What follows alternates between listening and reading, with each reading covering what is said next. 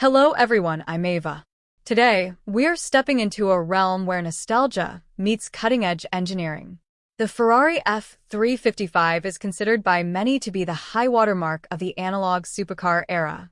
It was the last of the small, elegant Ferraris before the digital age took over. But let's be honest, 90s technology had its limits.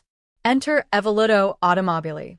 They didn't just want to restore this icon, they wanted to re-engineer it. This is the Evoluto F355. It's a love letter to the flat-plane crank V8 and the gated manual shifter, but rebuilt with the precision of a 2026 hypercar. We're talking about a car that weighs less, breathes better, and handles with a sharpness the original factory in Maranello could only dream of back then. Let's dive into this carbon fiber heart. Blue skies ahead.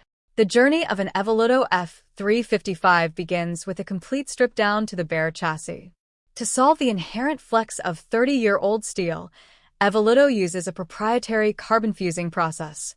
By bonding carbon fiber reinforcements to the key structural points, they've increased torsional rigidity by 23%.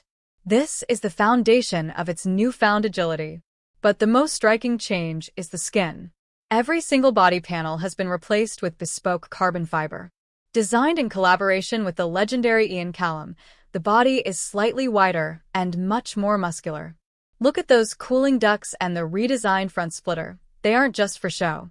They manage airflow with modern aerodynamic efficiency while hiding the classic pop-up headlamps that we all love.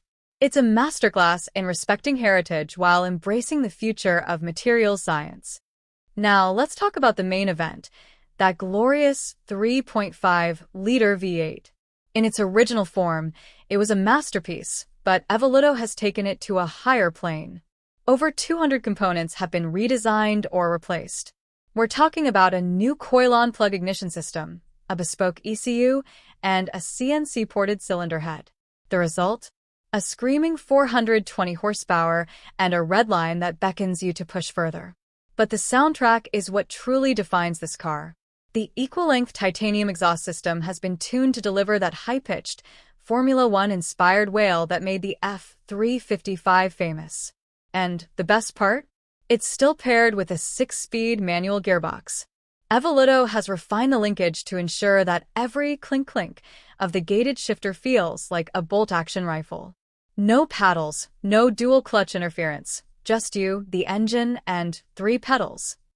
To handle this extra power, the footwork had to be transformed. Evoluto fitted the car with bespoke forged wheels that reduce unsprung mass, wrapped in the latest Michelin Pilot sport rubber. Behind them sit massive Brembo GT brakes that provide the kind of stopping power that simply didn't exist in 1995. The suspension now features electronically controlled active dampers, allowing the driver to switch from a compliant road setup to a stiff, track-ready configuration at the touch of a button.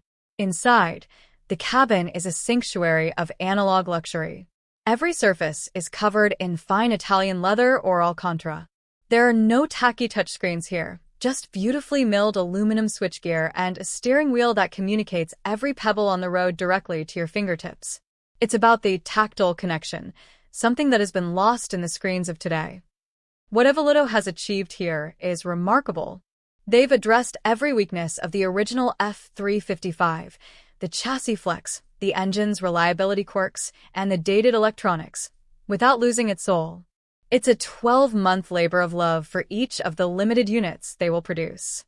As we move closer to an all-electric future, cars like the Evoluto F355 remind us why we fell in love with driving in the first place.